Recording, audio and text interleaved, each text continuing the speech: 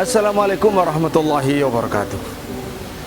Saudaraku yang berbahagia, Anda ingin menikmati puncak bulan suci Ramadan 10 hari terakhir, untuk mendapatkan sholat khusyuk, untuk mendapatkan tadarus Al-Quran, untuk mendapatkan doa khutmu tilawah di dalam sholat tarawih, dan tentu saja untuk meraih Lailatul Qadar. Maka jangan ragu dan jangan bimbang, beriktikaflah di Masjid Jami' Al-Um ini. Karena di Masjid Jami' Al-Um ada banyak fasilitas, masjid yang luas, yang nyaman, bebas polusi anak-anak, karena mereka sudah terkondisikan dengan taraweh anak-anak. Dan jangan lupa, di masjid ini Anda akan mendapatkan banyak ilmu melalui kajian, baik itu kajian menjelang berbuka maupun kajian khataman kitab. Anda akan mendapatkan fikih witir, fikih itikaf. Anda akan mendapatkan ilmu dan ijazah kepada Kitabus Shaum dari Sahih Al-Bukhari, kitab Faidul Mu'in ala Jamil Arba'in fi Fadli Quranil Mubin, tentang 40 hadis keutamaan Al-Quran, karya Mujaddid abad ke-11 Al-Alamah Mulla Ali Qori. Dan juga kitab Juz'un fil Ijazah karya Imam Ibnu Al-Imadiyah Asy-Syafi'i, sebagian dari ilmu hadis dan ilmu-ilmu yang lain yang akan Anda dapatkan di Masjid Jami' Islam Al-Um, baik untuk putra maupun putri. Dan untuk kenyamanan para muktakif, kami batasi kuota jumlah orang-orang yang beriktikaf di sini. Karena itu segera hubungi panitia, daftarkan diri Anda agar bisa menikmati puncak Ramadan dengan beriktikaf di Masjid Jami' Al-Um. Barakallahu fikum. Wassalamualaikum warahmatullahi wabarakatuh.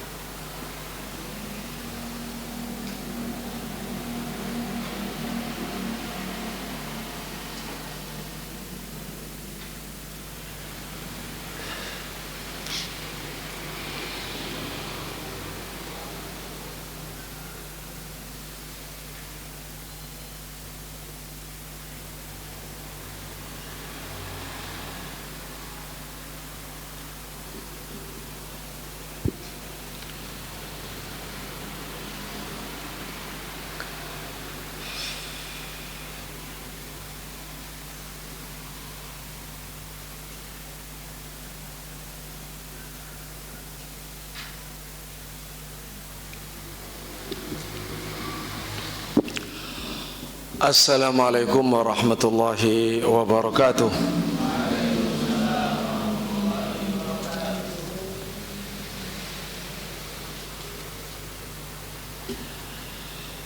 Bismillahirrahmanirrahim. Alhamdulillahi rabbil alamin. Asyhadu an la ilaha illallah wahdahu la syarikalah wa asyhadu anna nabiyyana Muhammadan abduhu wa rasuluh. Allahumma salli wa sallim wa barik ala nabiyina wa habibina wa qurrati a'yunina Muhammad wa ala alihi azwajihi wa dhurriyyatihi wa sahabatihi wa tabi'in wa man tabi'ahum bi ihsan ila yaumiddin. Allahumma inna nas'aluka ilman nafi'a wa rizqan thayyiba wa amalan mutaqabbala.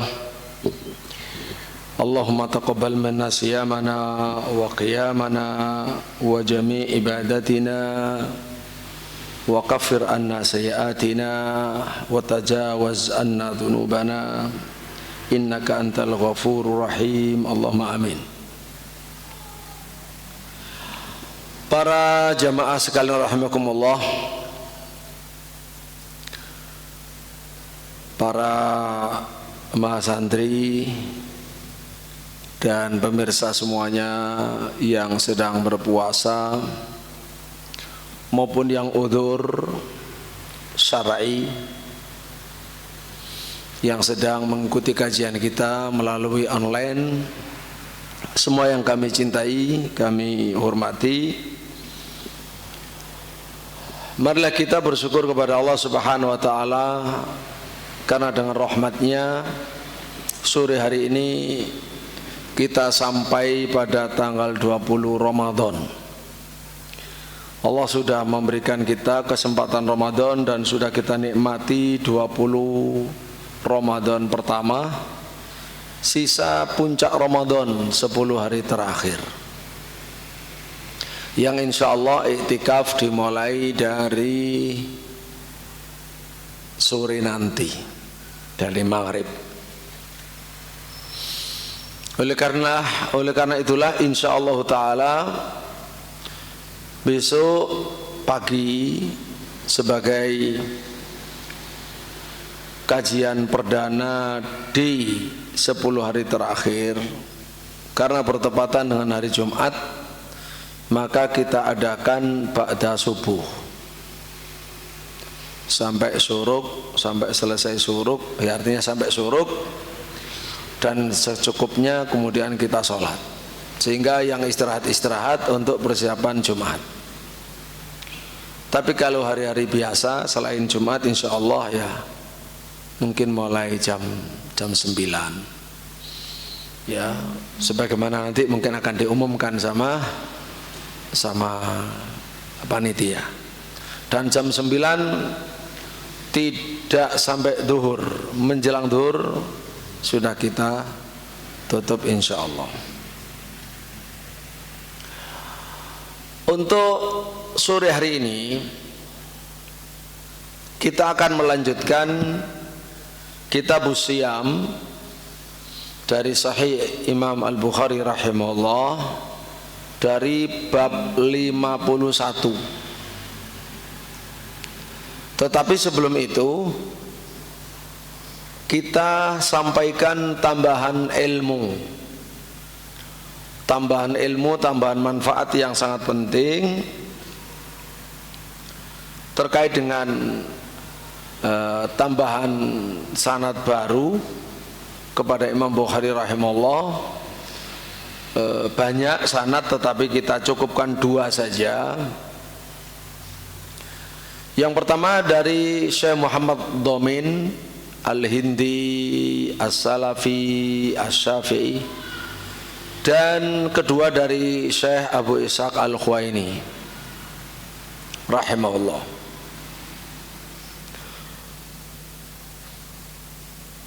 Yang pertama kita mulai dari Syekh Muhammad Dhamin Ali Al-Hindi As-Salafi As-Syafi'i.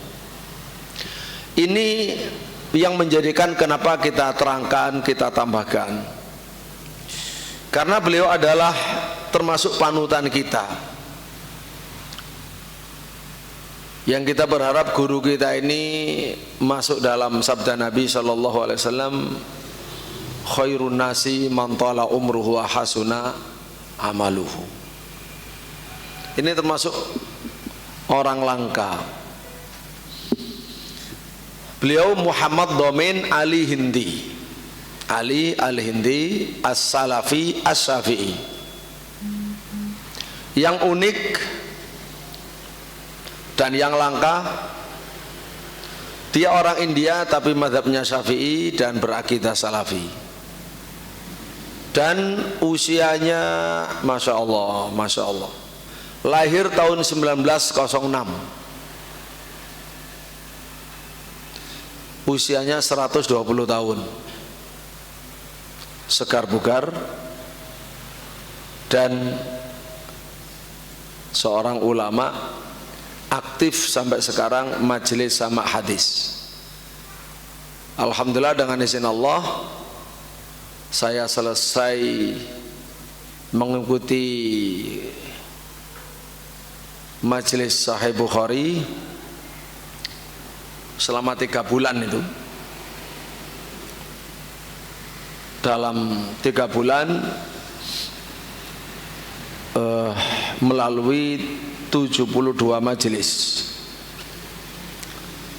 Karena kesibukan dan beda jam, alhamdulillah saya hanya mampu hadir 38 jam, 38 majelis, lebih dari separuh. Ini fotonya, foto beliau. Ini foto yang lain, ya.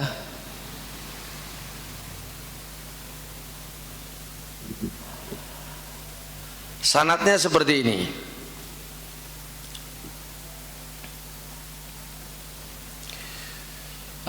Qultu akhbarana Syekh Muhammad Ahmad Dhamin Ali bin Nadhir Hasan As-Salafi samaan li atrafihi wa li thulathiyatihi wa li aktsarihi. Lumayan. Jadi saya mendengar atraf Bukhari, thulathiyat Bukhari, dan lebih dari separuh Sahih Bukhari. Qala akhbarana Abdus Salam bin Yad Ali Al-Bastawi libatihi wa ijazatan libaqihi. Qala akhbarana Ahmadullah ibnu Amirillah al-Bartabkurhi li jami'ihi. Qala akhbarana Nadir Husain Ad-Dilawi, dari Nadir Husain Ad-Dilawi. Qala akhbarana Syah Muhammad Ishaq Dilawi. Qala akhbarani Jaddi Abdul Aziz bin Ahmad Dilawi. Qala akhbarana walidi sama'ni ila kitabil hajj wa ijazatan ma'a ikmali baqi al-akbari khulafaihi anhu. Qala akhbarana Abu Tahir bin Ibrahim Al-Qurani. Dengan sanadnya terus sampai Imam Al-Bukhari rahimahullah, sanad yang ma'ruf. Sama Imam Bukhari 22 rawi. Sampai Imam Bukhari melalui jalur beliau saya memerlukan 22 rawi. Sekarang mari kita lanjut ke sanad Imam Bukhari dari jalur Syekh Abu Ishaq Al-Khuwaini. Tapi saya tidak hanya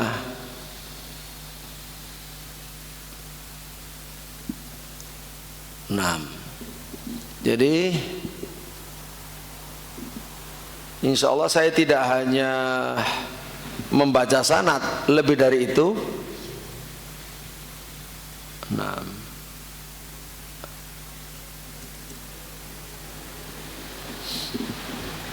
Karena ada pelajaran tadi malam, alhamdulillah saya sudah menyampaikan sebagian dari pelajaran kepada para santri, pembekalan mau pulang, tapi tidak lengkap. Yang terlengkap edisi sekarang ini. Siapapun yang mendengar kisah ini mestinya mengambil manfaat sebanyak-banyaknya. Ini yang membuat kita menyampaikan, karena beliau Syekh Abu Ishaq Al-Khuwaini rahimahullah baru saja meninggal tanggal 17 Ramadan kemarin. 17 Ramadan itu malam hari setelah Isya, Senin malam, Senin, Selasa, Rabu, Kamis. Sekarang hari Kamis. Ulama besar, ulama ahli hadis, pelanjut dari Imam Albani, Syekh Albani rahimahullah. Maka kita sangat berkepentingan untuk menyampaikan, lebih-lebih kita sedang ngaji Sahih Bukhari dan kita punya sanad kepada seluruh kitab beliau rahimahullah dan juga kepada Sahih Al-Bukhari melalui jalur beliau. Beliau namanya Hijazi bin Muhammad bin Yusuf bin Syarif Al-Khuwaini Al-Misri. Kunyah Abu Ishaq. Ishaq bukan anaknya, tidak punya anak nama Ishaq. Ishaq itu beliau sengaja mengambil nama panggilan karena ingin keberkahan. Panggilan Ishaq itu, Abu Ishaq itu adalah nama panggilan sahabat Sa'ad bin Abi Waqqas, salah satu sahabat ahli surga, dan juga kunyah dari Imam Abu Ishaq Asy-Syatibi, Imam Syatibi, satu seorang sahabat yang satu seorang ulama usuli yang luar biasa dari Syatibah, dari Andalusia. Beliau lahir hari Kamis di awal Dzulqa'dah 1375 Hijriah, bertepatan belum melihat bulannya ya, yaitu bulan Juni kalau nggak salah 1956 di desa Khuwain di pusat distrik Riyadh atau kota Riyadh dari gubernuran atau provinsi Kafr Sheikh di Mesir. Jadi kalau ini negara Mesir luas sekali ya, ini pusat peradabannya. Nah, yang dekat dengan Laut Tengah ini namanya Kafr Sheikh. Ini Kafr Sheikh. Ini kan Kairo, ini ibu kotanya, ini Kairo, ini Kafr Sheikh, pas tengah. Di sini Gaza, ini Gaza. Terusan Suez. Ini terusan Suez. Nah, inilah Kafr Sheikh. Kalau seperti ini. Jadi ini provinsinya seperti ini. Kafr Sheikh itu pas tengah. Nah, di sini ada desa Huwain. Huwain. Ibu kotanya Kafr Sheikh. Baik. Alhamdulillah dengan izin Allah, sampai saat ini yang saya tahu, saya bisa meriwayatkan semua kitab Syekh Abu Ishaq Huwaini, juga melalui jalur ini semua kitabnya Syekh Albani rahimahumullah, dari dua guru, dari Syekh Hafidz Tsana'ullah Zahidi ijazatan, dan dari Syekh Muhaqqiq Ahmad bin Atiyah Al-Wakil ijazatan biwakalati Syekh Shalah Fathi Qayyim Madrasah Bukhari, melalui perwakilan yang disampaikan oleh Syekh Shalah Fathi, yaitu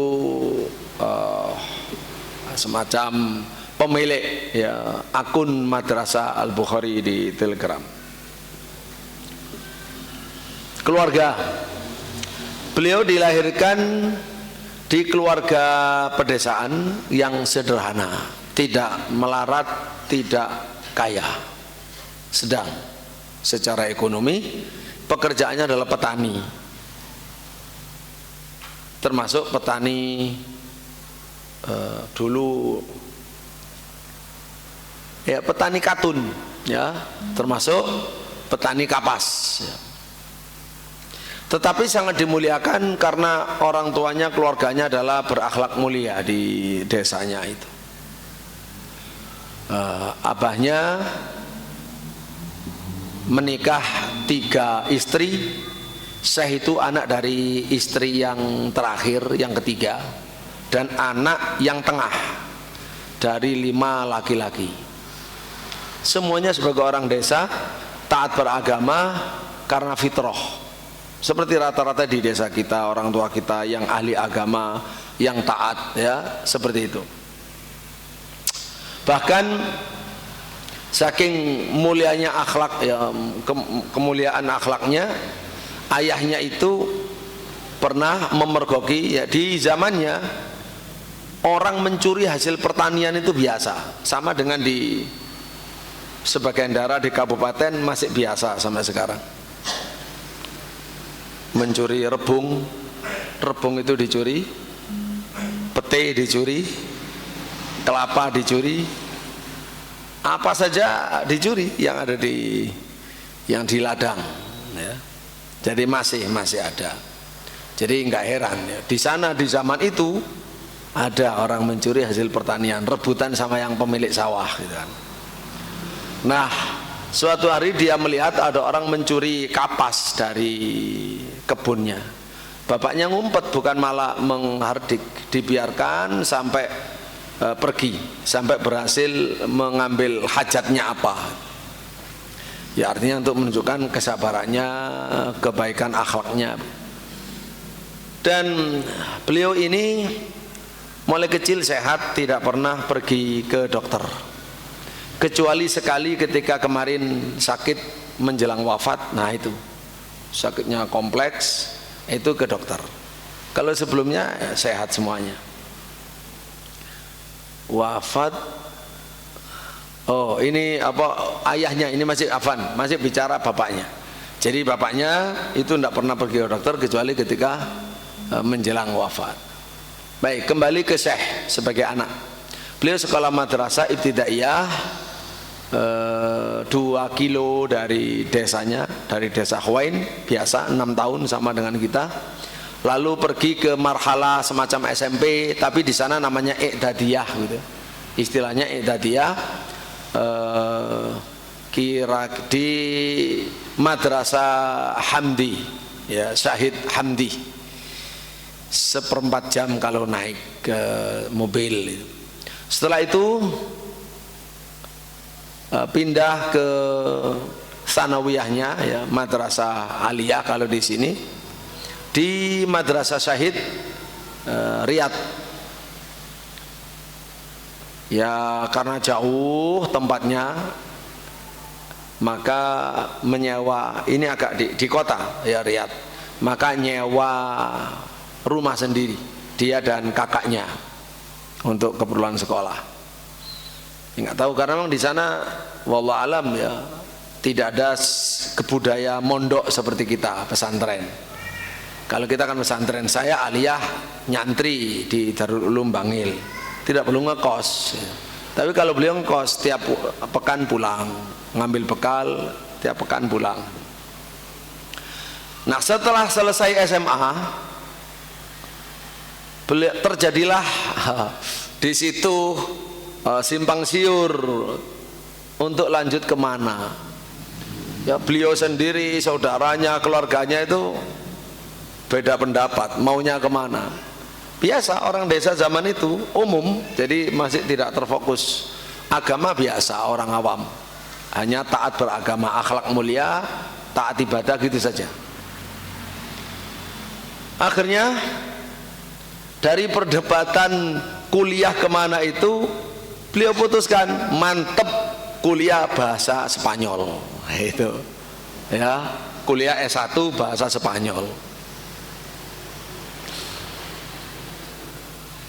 Kuliahnya di Universitas Ainu Syams di Kairo. Tadi udah ngeliat peta, jadi ke kota, ke ibu kota negara malah.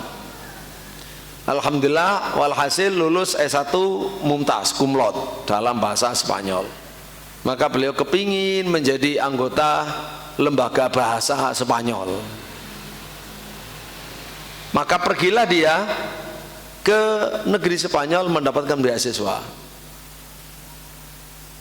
Ya sesuai dengan cita-citanya. Tapi setelah itu nggak lama, nggak tetap di sana, balik. Termasuk pengalaman kemarin beliau menjadi guide. Itu guide wisata, guide apa namanya? Ya menjadi guide turis itu di Spanyol cuma sehari. Ya, cuma sehari. Itu karena melihat tidak suka jauh dari agama. Jadi fitrahnya itu yang main.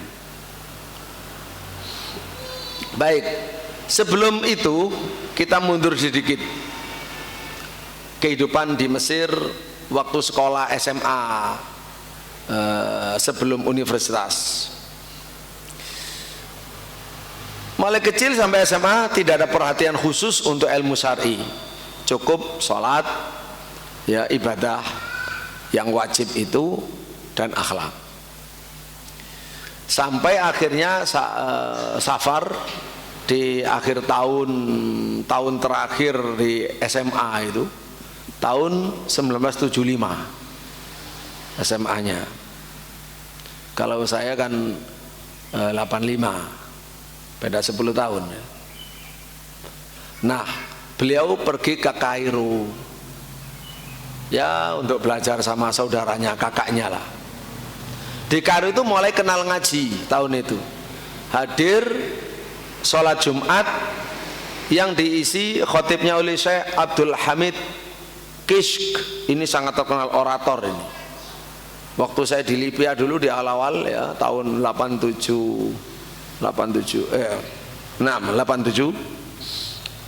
itu kaset recorder itu Syekh Abdul Hamid Kishk itu favorit untuk anak muda. Jadi luar biasalah memberi pencerahan dibanding dengan yang tradisional. Itu ngikuti di Masjid Ainul Hayat. Suatu hari atau suatu kali beliau setelah selesai sholat mendapatkan ada kitab yang dijual, kan biasa kadang dijual di sekitar masjid. Nah, waktu itu di trotoar. Kitab itu milik Syekh Albani. Kitab milik Syekh Albani yang berjudul Sifat Sholat Nabi.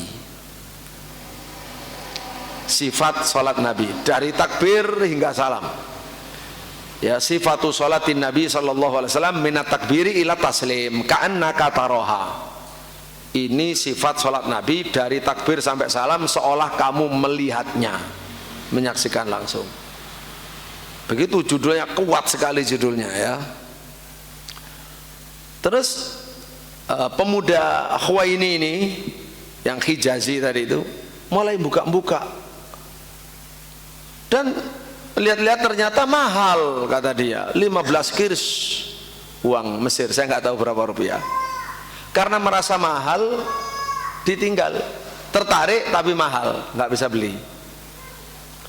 Sampai menunggu keluarlah terbitan ringkasan sifat sholat Nabi gitu. Ringkasan, lebih tipis berarti kan, maka terjangkau, dia beli. Maka beliau membacanya, selesai membaca beliau merasakan kok banyak ya, banyak yang tidak diketahui oleh masyarakat. Apa yang dilakukan masyarakat banyak berbeda di situ, yang berarti hanya sifatnya turun-temurun saja, secara keilmuan kok berseberangan dengan hadis yang sahih yang disuguhkan oleh Syalbani ini gitu. Dari situlah dia mulai kuat, tekadnya sangat kuat, bulat untuk membeli kitab asli, bukan ringkasan tapi aslinya, biar pengetahuannya penuh. Begitu berhasil membelinya, maka beliau sangat tertarik dengan metode pemaparan yang dilakukan oleh penulis, oleh Syalbani, khususnya mukadimah kitab. Mukadimah kitab yang sangat kuat sekali. Di situ ditulis tentang cara yang benar, manhaj yang benar, yaitu manhaj salafus soleh. Metode yang benar, jalan yang benar adalah jalannya salafus soleh. Di situ diterangkan bagaimana dijabarkan, yaitu bagaimana wajibnya mengikuti sunnah Nabi dan meninggalkan yang menyalahi sunnah Nabi. Dilengkapi dengan ucapan para imam yang diikuti oleh umat Islam. Artinya semakin yakin, loh, para imam aja pesan seperti ini gitu. Nah, di situ beliau sudah ngambil ruhnya, ruh semangat memperbaiki diri, semangat untuk mengelmui Islam dengan cara mengikuti yang dipaparkan oleh Syalbani tadi. Yang menarik lagi selain mukadimah adalah catatan kaki. Catatan kaki kitab. Saat itu beliau nggak paham, belum paham istilah-istilah hadis itu apa, belum paham. Bahkan waktu itu masih menyangka Bukhari itu adalah sahabat Nabi gitu. Waktu membaca itu dia menyangka Imam Bukhari itu adalah sahabat Nabi, karena dia menyangka bahwa kok saking banyaknya orang-orang itu mendoakan Imam Bukhari, mendoakan Imam Bukhari seolah-olah ya, bahkan mendoakan di waktu itu orang-orang ya radhiyallahu anhu, seolah itu sahabat gitu. Jadi belum paham. Kesimpulannya beliau menyimpulkan kitab ini kitab berharga, kitab yang sangat besar nilainya, termasuk sangat kuat keilmuannya. Maka beliau mulai ingin belajar ilmu ini, bukan hanya belajar kitab, ingin belajar ilmu yang dimiliki sama pemilik kitab ini. Ilmu apa namanya? Ilmu hadis. Ingin belajar ilmu hadis. Betul-betul menarik hati beliau. Pokoknya mencuri hati beliau, hatinya udah dicuri sudah. Akhirnya itu kan sebelum masuk kuliah, akhirnya terus ganti hari demi hari, masuklah ke kuliah. Di situ di kuliah itu beliau mulai mencari kitab semakin banyak, membaca semakin banyak. Dan yang beliau ingat, kitab pertama kali yang ditemukan, yang dibaca itu kitab, ya dalam pengembangannya, kitab Al-Fawaid Al-Majmu'ah fil Ahaditsil Maudu'ah, yaitu karya Imam Syaukani. Ya kumpulan hadis-hadis maudhu. Jadi sekumpulan pelajaran dari hadis-hadis yang dipalsukan. Beliau semakin terbelalak lagi.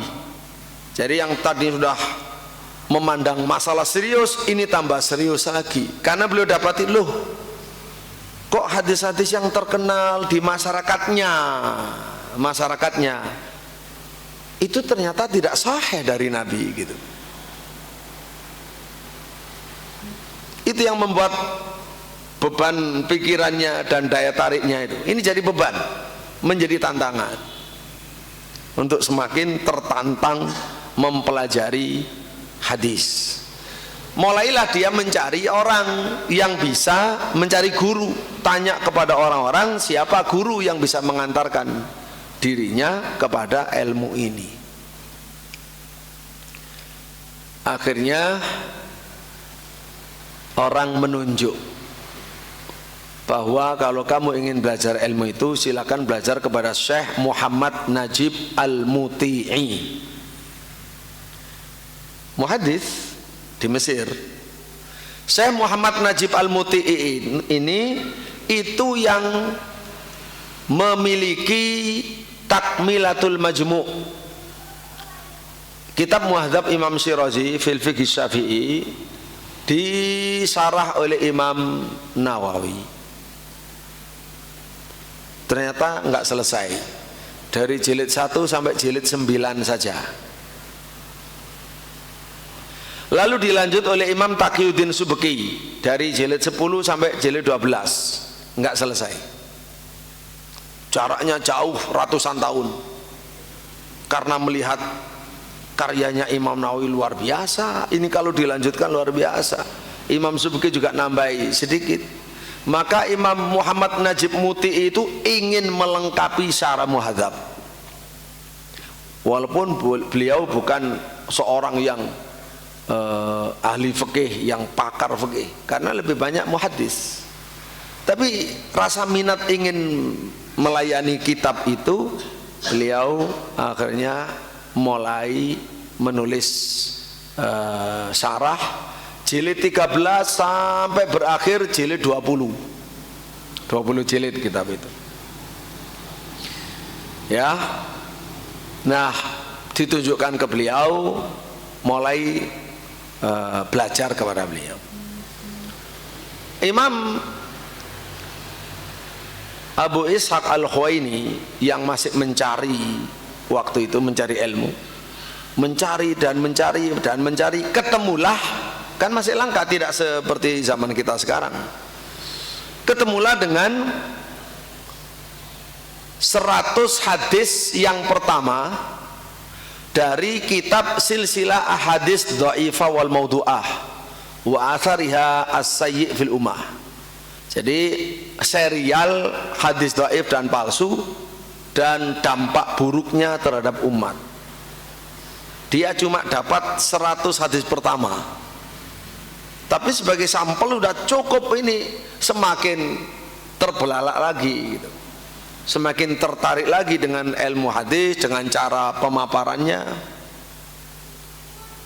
Ternyata beliau mendapatkan di situ, Syekh Albani memfokuskan pada hadis-hadis yang terkenal di masyarakat ternyata tidak sahih. Nah, itu yang beliau, jadi nyambung ketertarikan pertama, kemudian ketemu bukunya Imam Syaukani, ketemu lagi kitab Syekh Albani. Wah, beliau merenung, diperhatikan. Ini otodidaknya itu di situ, merhatikan. Ternyata Syekh ini dalam menilai hadis itu beragam bahasanya, fonisnya itu, status hadis ini menggunakan istilah yang beragam sekali. Kadang menyebut hadis mungkar, kadang menyebut hadis dhaif, kadang hadis batil. Wah, ini menarik loh, kenapa ini kok beda? Sama-sama hadis dhaif, ya kenapa disebut mungkar, dhaif, batil? Nah, jadi beliau ingin mendalami. Bertanyalah kepada gurunya Imam Muhammad Najib Muti'i. Ditanya, Syekh, ini apa istilah-istilah ini, bedanya satu dengan yang lain? Syekh Muti'i rahimahullah sudah punya kitab namanya Tahta Rayati Sunnah Tabsid Ulumil Hadis. Jadi panji, jadi di bawah panji sunnah. Kalau di sini kan di bawah panji revolusi gitu ya. Jadi di bawah panji sunnah. memudahkan ilmu hadis, penyederhanaan ilmu hadis. Kitab itu dilahap, ya, kitab itu udah dibaca. Terus beliau kitabnya Syekh Muti itu dibaca sampai footnote-nya, catatannya, rujukannya semuanya, baru beliau mengenal daftar kitab yang jadi rujukan Syekh Muti. Selain mengenal makna istilah, mengenal kitab rujukan. Oh, berarti harus saya cari kitab-kitab rujukannya ini. Kitab apa saja? Kitab yang dikutip menjadi sumber kutipan dari Syekh Muti. Terus itu dijadikan sebagai alat untuk memahami kitabnya Syekh Albani. Kata beliau, saya membaca kitabnya Syekh Albani itu bolak-balik direnungkan, diulang-ulang, diteliti, itu selama 2 tahun. Itulah kata beliau tahun atau fase masa yang paling berguna bagi beliau, ya, paling memberikan faedah dan manfaat pada beliau dalam mencari ilmu, dalam mencari ilmu syar'i, dalam mencari ilmu hadis. Itu sudah tahun-tahun yang paling besar manfaatnya. Nah, berbarengan dengan kuliah itu, kita tahu kemarin sudah kita terangkan, siang beliau bekerja, siang ya, beliau bekerja di toko meracang, ya, bekerja di toko meracang di kota Nasr, Kairo, untuk biaya hidup. Sementara malam hari untuk mencari ilmu, baik pada guru maupun meneliti, mencatat. Sehingga sehari semalam, padahal masih muda, tidurnya cuma 3 jam. Anda bisa bayangkan. Jadi ini inspirasi sekali. Tidurnya hanya 3 jam, karena untuk bekerja dan untuk belajar. Semangat luar biasa, ya, dengan semangat tinggi. Nah, karena kebutuhan kepada kitab juga besar, ya, beliau juga mungkin pas-pasan, maka tidak mampu membeli semua kitab yang dibutuhkan. Beliau tidak mampu beli. Apa yang beliau lakukan? Perhatikan ini. Beliau pergi ke perpustakaan Mutanabbi, bisa perpustakaan, bisa toko buku, maktabah Mutanabbi, karena maktabah itu bisa perpustakaan atau bisa toko buku, ya. Saya tidak tahu maktabah Mutanabbi itu apa, perpus atau toko buku. Beliau sering pergi ke situ hanya untuk apa? Untuk melihat kitab, untuk, ya, melihat, membaca, untuk mengusap kitab, untuk mengangkat kitab lalu dicium. Saking kepinginnya, itu kitab itu dicium. Itu aja. Jadi saya bisa bayangkan, apa ya, ini betul-betul cinta kasmaran ini sama kitab ini. Ya, kitab, jadi artinya cintanya itu luar biasa kepada kitab, untuk diambil, untuk diusap, untuk diangkat dan dicium. Segera keluar. Beliau nggak ingin lama-lama. Kata beliau apa? Ya, supaya tidak dilihat orang lalu disangka orang gila.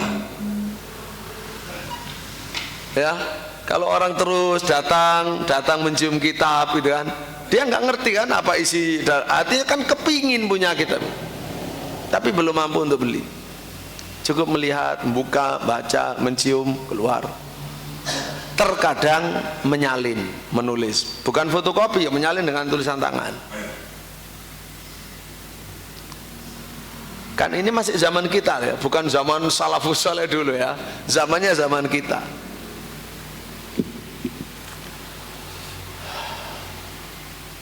Jadi coba diperhatikan aku sekalian bagaimana himmahnya, semangatnya.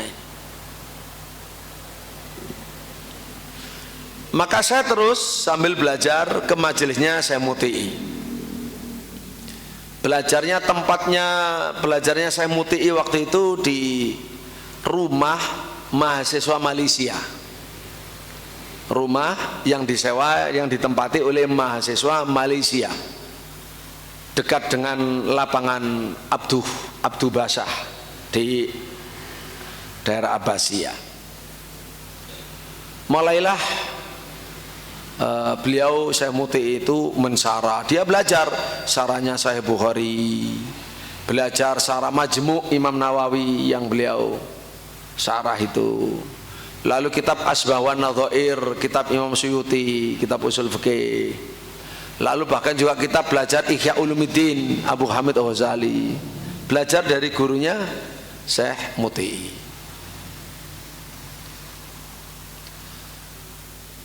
Beliau mulazamah kepada Syekh Muti'i ini selama 4 tahun. Selama 4 tahun sampai berhenti kajian beliau karena waktu itu zaman penangkapan massal oleh rezim militer Mesir kan gitu ya. Oleh Presiden Sadat, Anwar Sadat waktu itu.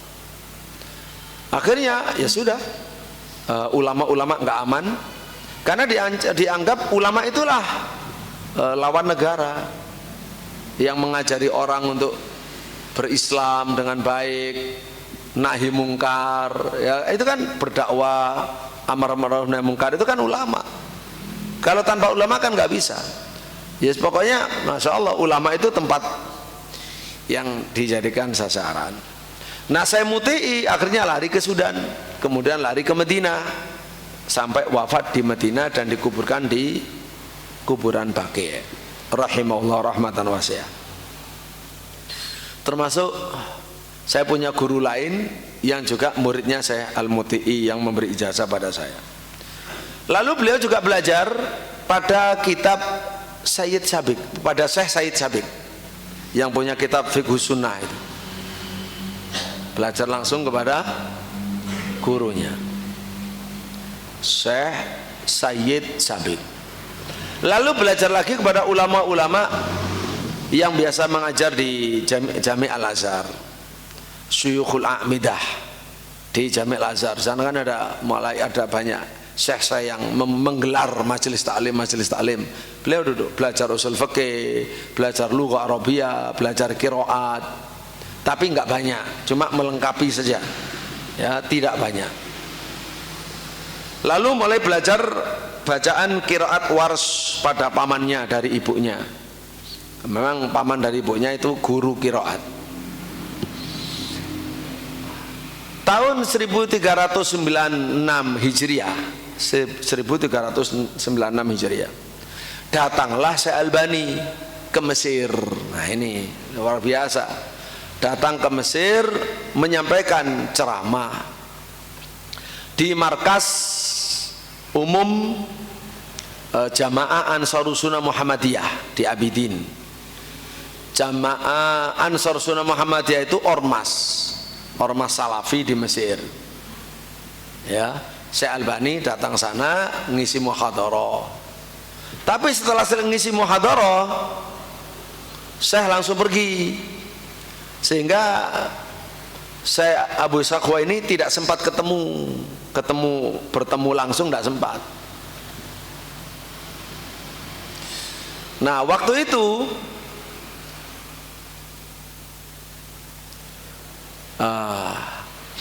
telah terbit kitabnya Syekh Abu Ishaq ini. Judulnya Faslul Khitab Binaqdil Mughni Anil Hifdzi wal Kitab. Waktu itu Syekh Albani mengatakan laisa li talamidz. Saya tidak punya murid. Yang dimaksud murid bukan orang yang belajar. Kalau belajar sama beliau ya ada. Tetapi yang sudah bisa menulis dengan metode beliau dalam takhrij hadis dan dalam naket atau kritik hadis gitu. Beliau mengatakan belum ada. Begitu membaca kitabnya Syekh Abu Ishaq ini, karena memang dari awal kesengsem kepiniru, sehingga caranya juga niru persis. Maka ketika beliau membaca Naam, nah ini baru muridku ini gitu. Naam, hada tilmidi gitu. Jadi maksudnya naam, ini hada tilmiduhu, ini berarti murid beliau. Karena metodologinya sama, tapi belum kenal.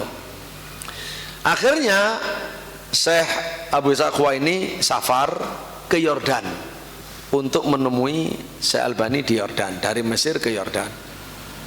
Itu di tahun 1407, ya berarti 40 tahun yang lalu ya, kan 46 kan, jadi 40 tahun yang lalu.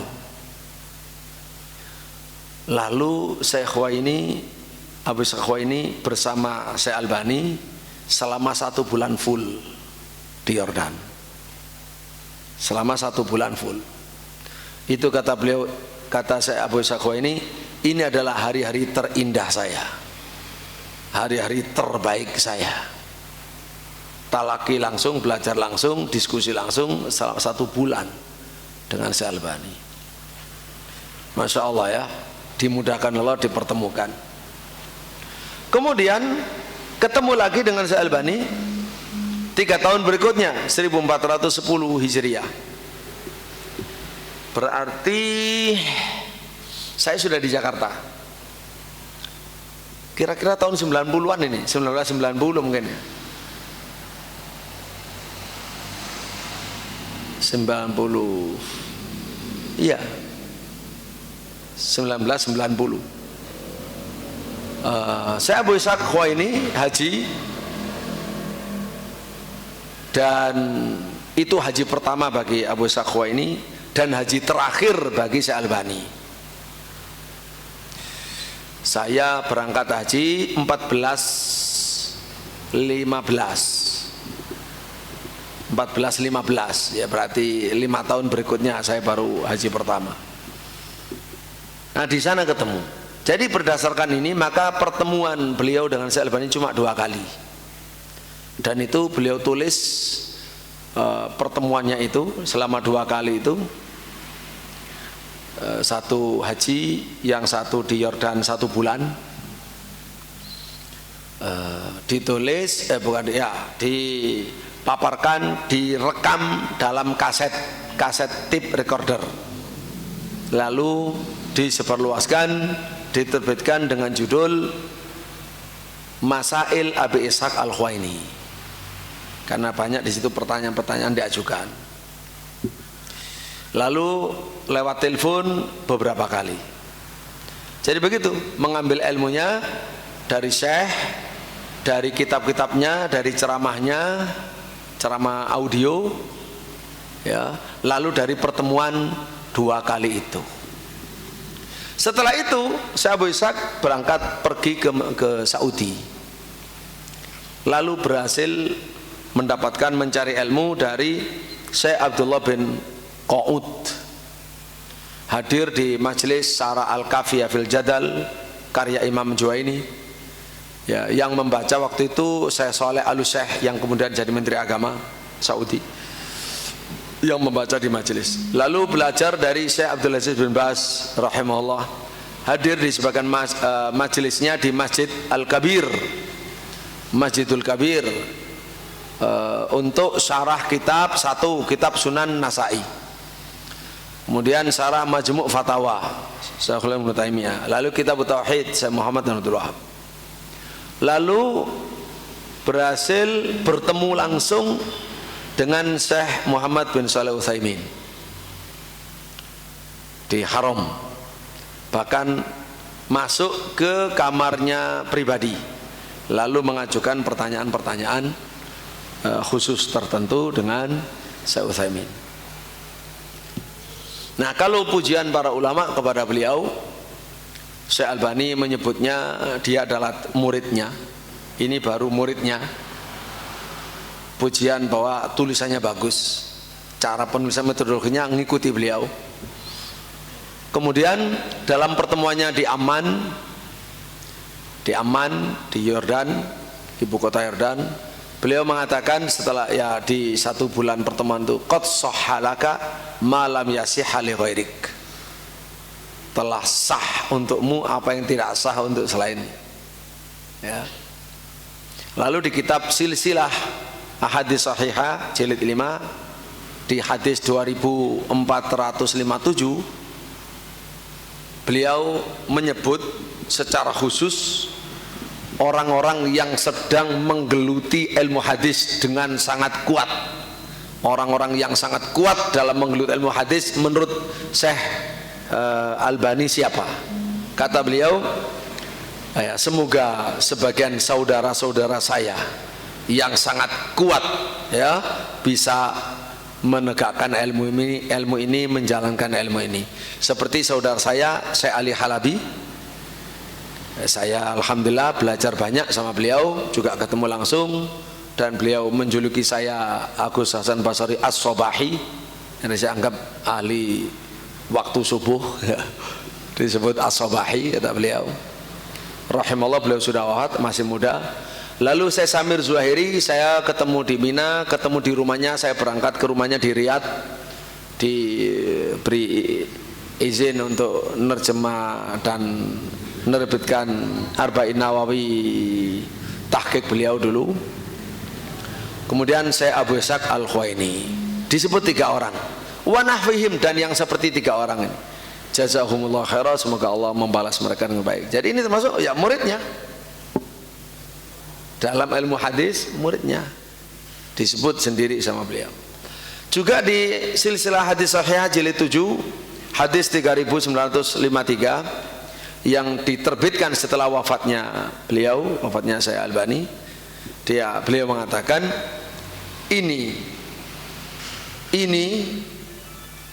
dan di antara yang menjadi motivasi kuat saya untuk mentakhrij hadis yang dalam judul ini dengan bentuk penelitian tahqiq yang seperti kamu saksikan ini, itu adalah sebabnya karena saudara saya yang utama Abu Ishaq. Itu sebabnya yang menjadikan saya tertantang mentahqiq, meneliti hadis ini. Jadi dari sini kan cukup kita tahu bagaimana kedekatan. Dan lain-lain, saya nggak sempat pujian dari Syekh Abdul Aziz Rajihi ya kepada Syekh Abu Ishaq ini dan seterusnya. Karena zaman sekarang banyak yang menyerang beliau, yang meragukan, yang menghujat macam-macam itu ya. Padahal ya tidak harusnya demikian. Kalau dari sesama ahli sunnah, ahli hadis tidak seharusnya demikian. Kalau orang punya salah dalam fatwa, dalam ini itu ya biasa saja. Semua ulama tidak ada yang maksum. Kullun yu'khad min qawlihi wa yurad illa sahibu illa Rasulullah sallallahu alaihi wasallam. Jadi semua orang bisa diambil pendapatnya, bisa ditinggal pendapatnya, diambil kalau cocok dengan dalil, ditinggalkan kalau menyalahi dalil, kecuali Rasulullah pasti diambil mutlak. Begitu anakku ya. Baik. Nah ini beliau yang wafat 17 Ramadan 1446. Baik. Nah sanad Bukhari dari jalur beliau agak panjang dikit tapi nggak apa-apa, lebih nazil 2 darajah misalkan dari yang tadi, atau bisa lebih dari 2 darajah. Jadi qultu akhbarana Syekhuna Hafidz Sana'ullah Zaidi wa al-Muhaqqiq Ahmad bin Atiyah al-Wakil ijazatan. Qala, yang lain saya belum ngecek di daftar ngaji saya apakah sudah termasuk Dr. Ahmad Hasan Sams, Dr. Mustafa Rifat Nuruddin. Saya belum ngecek, yang lain belum ngecek. Cuma 2 itu yang sudah saya pastikan melalui 2 jalur ulama ini. Terus qala akhbarana ijazatan saya al-alama muhaddits Hijazi Muhammad Syarif al-Ma'ruf bi Abi Ishaq al-Khuwaini. Qala akhbarani saya Muhammad Amin Bu Khubza At-Tutwani rahimallahu ijazatan. Ya. Saya juga punya sanad kepada Imam Abu Khubzah dari jalur lain ya. Qala akhbarana Syekh Muhammad Abdul Hayy, Syekh Muhaddits Abdul Hayy Al-Kattani. Ini kan 1, 2, 3, 4. Tiga rawi baru nyampe ke Syekh Abdul Hayy Al-Kattani. Saya punya riwayat dari beberapa ulama, termasuk putra Syekh Abdul Hayy adalah Abdurrahman bin Abdul Hayy Al-Kattani, dan yang lainnya ya cuma satu rawi saja, tidak butuh 3 rawi, jadi agak turun 2. Tapi karena kedudukan Syekh Abu Ishaq maka penting juga diketahui. Qala akhbarana Walidi Abdul Kabir katani qala akhbarana Ali bin Zahir Al-Witri qala akhbarana Abdul Ghani bin Abi Sa'id Ad-Dihlawi wa qala Abdul Kabir Al-Katani wa akhbarana Aliyan Abdul Ghani bin Abi Sa'id Ad-Dihlawi saima'an ba'dahu wa ijazatan baqiyahu qala akhbarana Abu Sulaiman Muhammad Ishaq bin Muhammad Afdal Dihlawi qala akhbarana jaddi li ummi Abdul Aziz bin Ahmad Dihlawi qala akhbarana walidi Ahmad bin Abdurrahim Ad-Dihlawi saman alai min awali ila kitabul hajj wa ijazatan baqiyahu qala akhbarana Abu Tahir Muhammad bin Ibrahim Al-Qurani, dan seterusnya sama dengan yang riwayat dari Syekh Dhamin, dari Syekh Dhamin Al-Hindi Muhammad Dhamin Ali Al-Hindi As-Salafi As-Syafi'i tadi sama sampai Imam Al-Bukhari rahimahullahu taala. Kalau dilanjutkan ya memang agak panjang. Kalau dilanjutkan dari Imam Bukhari misalkan terkait dengan hadis tidak boleh meratap ketika ada yang wafat, karena kebetulan kan Syekh ini baru wafat dan banyak yang merasa bersedih, kita juga bersedih ya. Jadi setelah Imam Bukhari qala Imam Bukhari haddatsana Al-Hasan bin Abdul Aziz qala haddatsana Yahya bin Hasan qala haddatsana Quraisy ibnu Hayyan an Thabit an Anas bin Malik radhiyallahu anhu qala, Anas berkata, dakhalna ma'a Rasulillah sallallahu alaihi wasallam ala Abi Saif Al-Qain wa kana dhi'ran li Ibrahim alaihissalam. Kami masuk bersama Rasulullah menemui Abu Saif Al-Qain yang sangat kasihan terhadap anak Nabi yang namanya Ibrahim, karena dia sedang bawa Ibrahim yang sedang sakit. Fa akhadha Rasulullah sallallahu alaihi wasallam, lalu Nabi mengambil putranya dari tangan Abu Saif Al-Qain, lalu beliau diciumilah putranya itu. Tsumma dakhalna alaihi ba'da dzalik, kemudian setelah itu kami masuk lagi menemui beliau, dan Ibrahim yajudu binafsih, putranya Ibrahim sudah nazak, sedang sakratul maut, putra Nabi ini. Faja'alat aina Rasulillah sallallahu alaihi wasallam tadrifan, akhirnya kedua mata Nabi meneteskan air mata. Faqala lu Abdurrahman bin Auf radhiyallahu anhu, sahabat Abdurrahman bin Auf akhirnya bertanya pada Nabi, ya Rasulullah, wa anta ya Rasulullah, engkau menangis wahai Rasulullah, engkau menangis? Faqala ya ibn Auf inna rahmah, wahai ibnu Auf, ini adalah tangisan rahmat. Orang yang punya kasih sayang bisa menangis, tapi kalau hati itu kaku, keras, tidak mungkin bisa menangis. Ini hati yang punya kasih sayang, ini fitrah, ini sehat ya, ini normal, ini terpuji, bukan tercela. Terus Nabi melanjutkan dengan kalimat lain, innal aina tadma wal qalbu yahzan wala naqulu illa ma yurdi rabbana wa inna bi firaqika ya Ibrahim la mahzunun. Ya, intinya Ibnu Auf, mata boleh menangis, hati boleh sedih, tapi kita tidak mengucapkan kecuali yang membuat Allah ridho. Itu ajaran Islam, menggabungkan antara kebaikan dan kebaikan. Berkasih sayang itu baik, mengucapkan yang Allah ridha itu baik. Yang tidak baik itu hatinya keras, tidak mengenal kasih sayang, ataupun mengucapkan seperti jahiliyah. Itu yang nggak baik. Jadi Islam mengajarkan yang terbaik. Wa inna bi firaqika, wahai Ibrahim, ya Ibrahim, dengan berpisah denganmu, wa inna bi firaqika ya Ibrahim mahzunun, sungguh dengan berpisah denganmu wahai Ibrahim kami ini bersedih, sangat bersedih ditinggal wafat putranya yang sangat dicintai oleh Nabi sallallahu alaihi wasallam. Baik, jadi itu tambahan pengajian sore hari ini. Saya yakin banyak manfaat dari dua ulama tadi, yang satu sepuh umur 120 tahun, yang satu wafat umur 68-69 tahun. Yang lebih detail kita terangkan, kalau Syekh Domin tidak kita terangkan kecuali karena usia dan sanadnya saja, serta madhabnya, akidahnya secara sekilas. Alhamdulillah. Baik, sekarang kita melanjutkan bab 51 kitab Sahih Bukhari bagi yang sudah punya.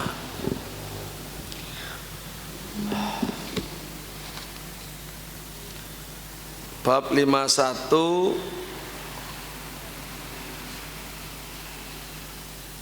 halaman 112. Ya.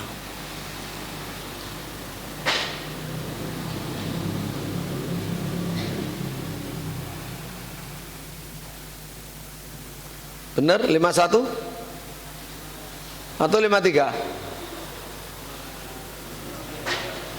53. Sudah 53. Makanya saya buka tadi kok sudah 53 babnya. Bab 53.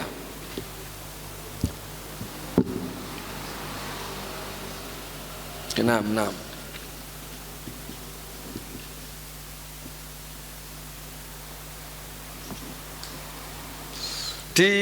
Coba di bab 51,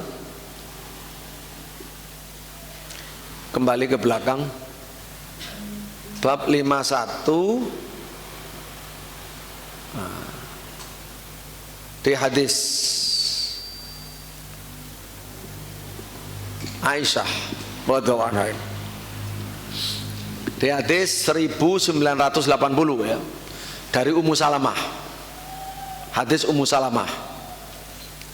Kata Ummu Salamah, Aisyah bercerita, lam yakuni Nabi sallallahu alaihi wasallam yasumu syahran aktsara min Sya'ban, fa innahu kana yasumu Sya'bana kullah. Tidaklah Nabi itu puasa satu bulan yang lebih banyak daripada puasa Sya'ban, karena beliau puasa Sya'ban seluruhnya. Ini lafadznya kana yasumu Sya'ban kullah. Zahir hadis ini, apalagi ditambahi dengan hadis yang riwayat Abu Dawud. Di Abu Dawud itu ada lafadz inna Nabi sallallahu alaihi wasallam lam yakun yasumu minas sanati syahron tamman illa Sya'ban yasiluhu bi Ramadan. Nabi sallallahu alaihi wasallam itu tidak pernah puasa dalam satu tahun satu bulan sempurna kecuali bulan Sya'ban. Beliau sambung dengan bulan Ramadan. Itu lafadz Abu Dawud. Sehingga zahirnya ini makna yang tertangkap ya, itu adalah bahwa Nabi puasa Sya'ban full. Dari sini maka para ulama jadi khilaf dalam memahaminya. Apalagi ketika ditambah dengan di cross check dengan hadis Muslim. Hadis Muslim itu berbunyi, kana yasumu Sya'ban illa qalila. Nabi itu puasa Sya'ban kecuali kurang sedikit. Berarti kan ini full seluruhnya, ini kurang sedikit. Ini penuh, ini kurang sedikit. Ini bagaimana? Sama-sama sahihnya semua hadis. Maka dari sini paling tidak ada dua mazhab, dua pendapat yang perlu kita sampaikan. Pertama, yang mengatakan bahwa semua hadis itu sahih, semua hadis itu menggambarkan kondisi yang berbeda. Kadang full, kadang mayoritasnya.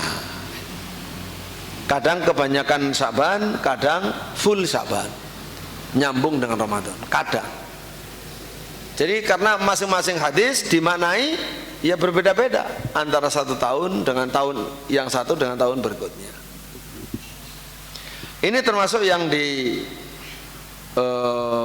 oleh Syekh bin Baz rahimahullah, menggambarkan kadang-kadang, kadang ini, kadang itu gitu. Tapi pendapat yang kedua mengatakan yang benar itu illa qalila. Itu yang hakiki. Yang mengatakan yasumu kullah itu majazi. Difahami begitu. Bukan kadang-kadang, tapi itu majazi. Karena di dalam ucapan orang Arab, orang yang kalau sudah puasa mayoritasnya itu bisa dibahasakan yasumu kullah. Bisa dibahasakan secara majaz. Bukan hakiki tapi bahasa kiasan, secara majaz. Nah, yang menjadikan mereka memilih demikian, kenapa yang illa qalila itu dihakikikan sementara yang kullah itu dimajazkan? Karena juga ada hadis Ibnu Abbas, Bukhari Muslim, sepakat malahan hadis rawahu Bukhari Muslim dari Ibnu Abbas radhiyallahu anhuma yang mengatakan masoman nabiyyu syahron kamilan qattu ghaira Ramadan. Nabi SAW itu tidak pernah puasa satu bulan full sama sekali selain Ramadan. Hadis muttafaq alaih. Itu yang dijadikan sebagai yang hakiki gitu. Wallahu taala alam. Baik, dilanjut bab 53.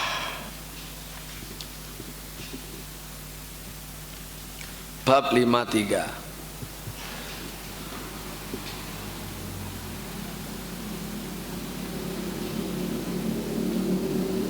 Babu haqqi dhaifi fi shaumi. Bab hak tamu dalam puasa. Coba perhatikan, hak tamu dalam puasa ini gimana? Hak tamu dalam puasa.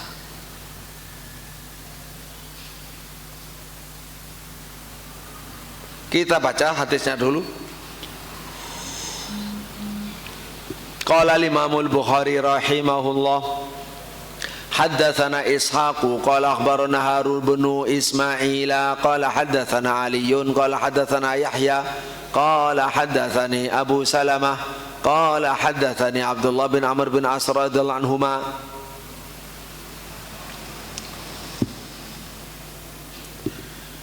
Untuk riwayat ini, nah,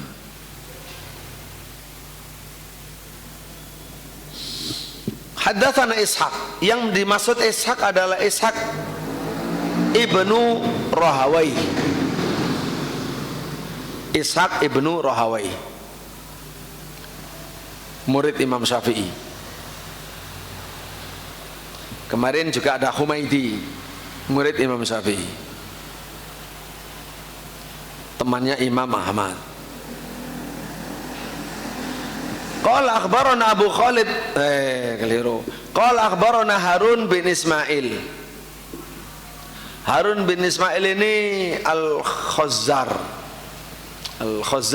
ya. Seorang saudagar yang jujur.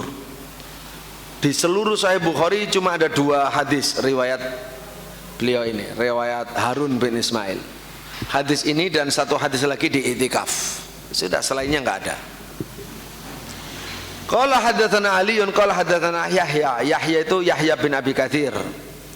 Qala haddatsani Abi Salamah qala haddatsana Abdullah bin Amr bin As radhiyallahu anhu qala dakhala alayya Rasulullah sallallahu alaihi wasallam. Masuk menemui kami Rasulullah sallallahu alaihi wasallam, menemui saya. Rasulullah itu masuk menemui saya. Saya siapa? Abdullah bin Amr bin As. Abdullah bin Amr bin As yang sangat ya terkenal sebagai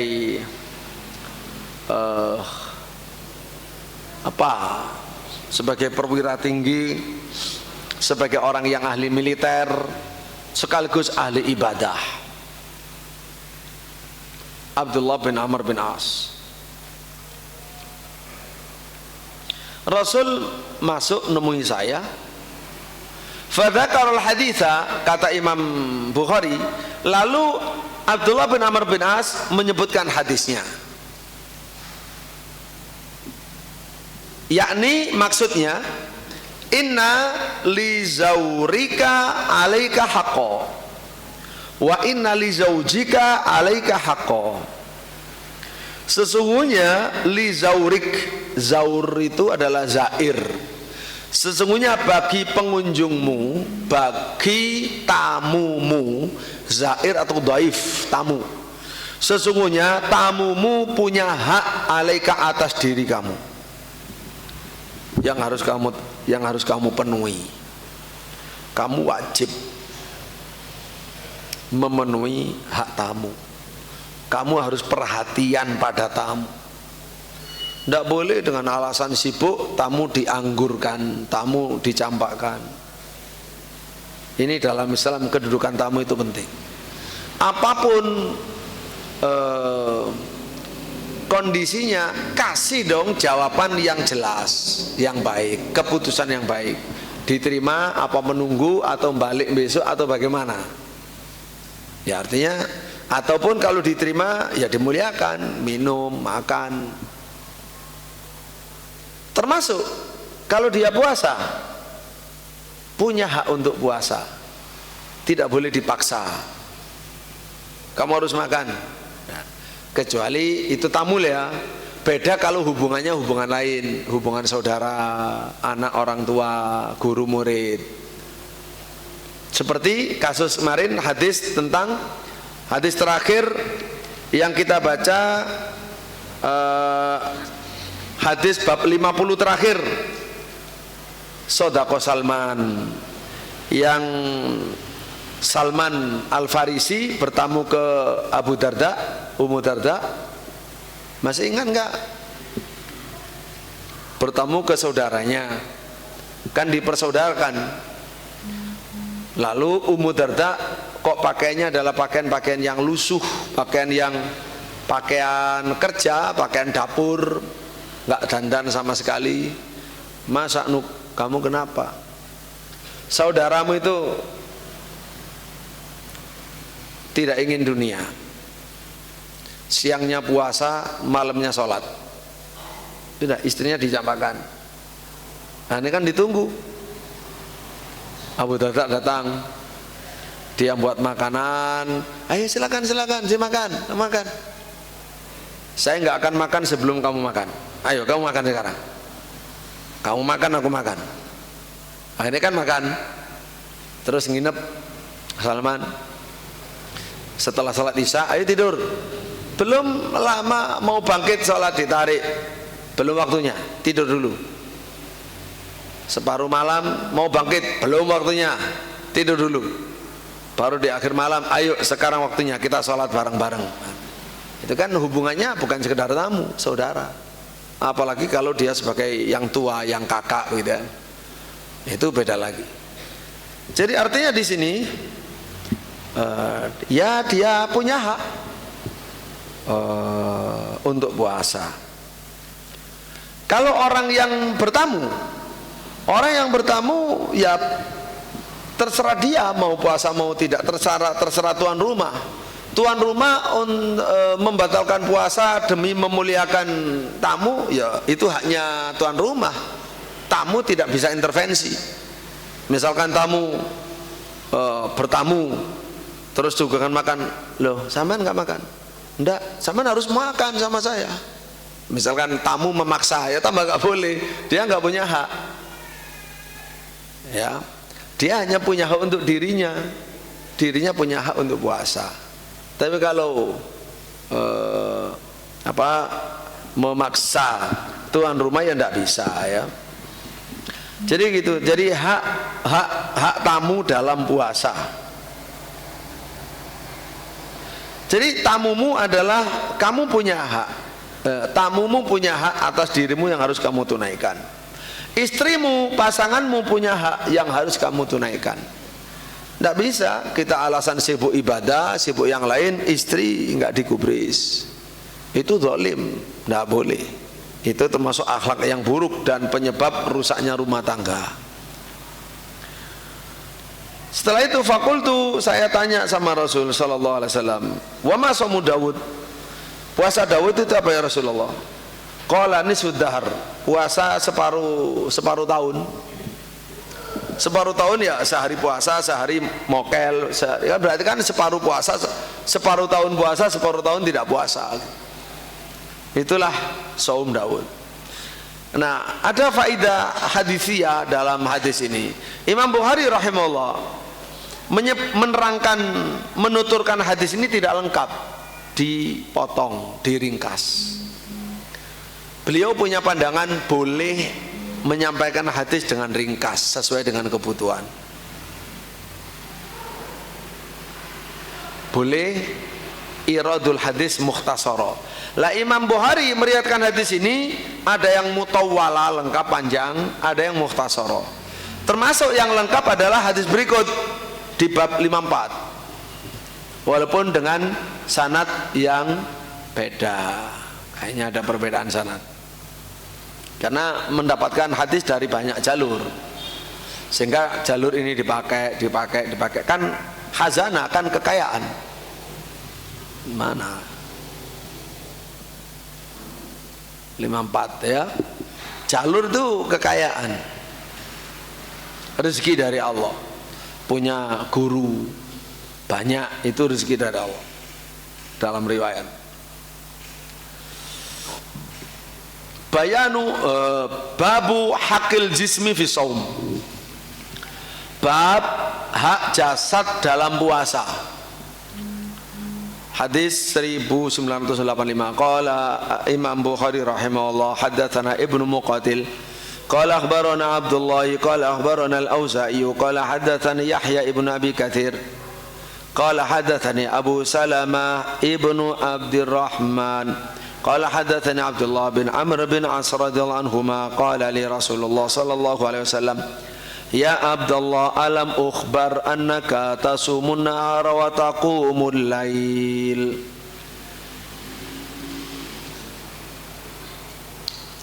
Qultu bala ya Rasulullah. Baik, Imam Bukhari dengan sanadnya sampai sahabat Abdullah bin Amr bin As radhiyallahu anhu qala, dia berkata, ya qala li Rasulullah. Rasulullah berkata pada saya, ya Abdullah, wahai Abdullah bin Amr bin As, alam ukhbar annaka tasumun nahara? Bukankah aku diberitahu bahwa engkau puasa sepanjang siang? Wa taqumul lail, engkau salat sepanjang malam? Jadi bukan hanya Abu Darda, ya sahabat Abdullah bin Amr bin As ya, iya. Cuma yang negur Abu Darda itu Salman, yang negur Abdullah Rasulullah SAW. Ini sahabat-sahabat yang luar biasa, semangat ibadahnya, kekhusyuan ibadahnya, kenikmatan ibadahnya, sampai berlebih. Orang lain mungkin nggak kuat, nggak mampu.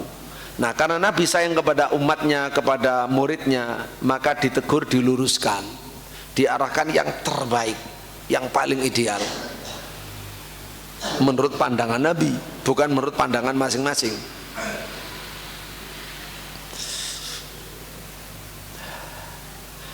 Bukankah aku diberitahu bahwa engkau puasa siang, sholat malam? Fakultu, saya jawab, bala, betul ya Rasulullah. Iya, saya memang begitu. Seperti yang dikabarkan pada Anda, saya puasa siang, sholat malam sepanjang. Qala fala taf'al. Kata Nabi, jangan kamu lakukan itu. Nabi menasihati, menyarankan, jangan kamu lakukan. Sumbu aftir, puasalah dan berbukalah, puasalah dan berbukalah. Wakum wanam, sholatlah malam dan tidurlah, sholatlah malam dan tidurlah. Khususnya kalau sholat malam itu bukan selang-seling, tapi satu malam itu ada sholat, ada tidur, atau ada tidur, ada sholat, terserah yang mana. Yang penting ada tidur, ada sholat. Bukan semalam tidur suntuk, semalam sholat suntuk, bukan ya. Karena berbeda dengan siang. Kalau siang kan nggak bisa dibagi. Kalau bagi siang itu separuh siang makan, separuh puasa, ya nggak jadi puasanya kan. Jadi beda antara yang malam dan siang. Sum wa aftir, wakum wanam. Alasannya sangat rasional. Ini agama moderat. Islam itu agama moderat, agama keseimbangan, tawazun, i'tidal, wasatiyah, al-qasd. Fa inna li jasadika alika haqqo, karena jasadmu itu punya hak. Jasadmu itu punya hak untuk istirahat, untuk tidur. Selain juga orang yang nggak makan apa, menyiksa, diet yang menyiksa, ya kasih makan, ya, makan yang cukup, yang bisa menegakkan tulang punggung. Jasadmu punya hak untuk istirahat. Wa inna li ainika 'alaika haqqo, matamu punya hak untuk merem, untuk tidur. Padahal ini jasadnya dan matanya digunakan untuk Allah, bukan untuk yang lain, untuk Allah. Itu aja dinasihati. Artinya apa? Berpikir dalam Islam, jangan kamu lawan-lawankan hak Allah dengan hak jasadmu, kamu lawankan. Semuanya diambil. Jadi kaidahnya kan a'ti kulladzi haqqin haqqo, seperti hadis Salman kan. Berikan secara seimbang masing-masing hak kepada pemiliknya. Ada waktunya ibadah kepada Allah, ada waktunya dengan istri, ada waktunya dengan jasad kita, ada waktunya dengan tamu kita. Kan begitu hidup sehat. Secara agama, secara sosial, secara keluarga. Wa inna li zaujika 'alaika haqqo, istrimu punya hak atas kamu. Kamu salat malam terus kamu apakan? Kamu gimana? Kamu apakan istrimu? Bagaimana tanggung jawabmu di hadapan Allah, ya, terhadap istrimu? Wa inna li zaurika 'alaika haqqo, tamumu juga punya hak atas kamu. Kamu harus peduli dengan tamu. Wa inna bihasbika antasuma kulla syahrin, dan sungguh cukup bagimu kalau kamu mau puasa, puasa setiap bulan 3 hari saja. Setiap bulan 3 hari. Fa innalaka bikulli hasanah asru amthaliha, karena satu kebaikan ditulis 10. Satu hari ditulis 10 hari. 3 hari sama dengan 30 hari. 3 hari sama dengan 1 bulan. Kalau setiap bulan 3 hari sama dengan puasa setahun dalam setahun.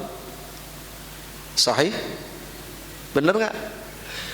Abdullah bin Amr bin As puasa per hari selama 1 tahun full. Itu Nabi nggak setuju. Baik, kurang dikit. Akhirnya fa inna dzalika samudari kulli, itulah puasa setahun, namanya puasa dahar. puasa setahun. Fasaddatu, akhirnya kata Abdullah bin Amr bin As, dia tidak nurut sama Nabi karena dianggap itu bukan larangan haram, tapi arahan yang terbaik saja, afdaliyah. Fasaddatu, saya bersikap keras kepada diri saya. Fasuddida alayya, akhirnya ya dikeraskan pada diri saya. Yang saya terima akhirnya keras. Qultu ya Rasulullah, ini ajudu quwwah. Ya Rasulullah, saya punya kekuatan dalam diri saya. Nabi tetap fasum siyama Nabi Daud. Kon lek kurang poso 3 hari 1 bulan, ya wis 15 hari dalam 1 bulan puasa Nabi Daud.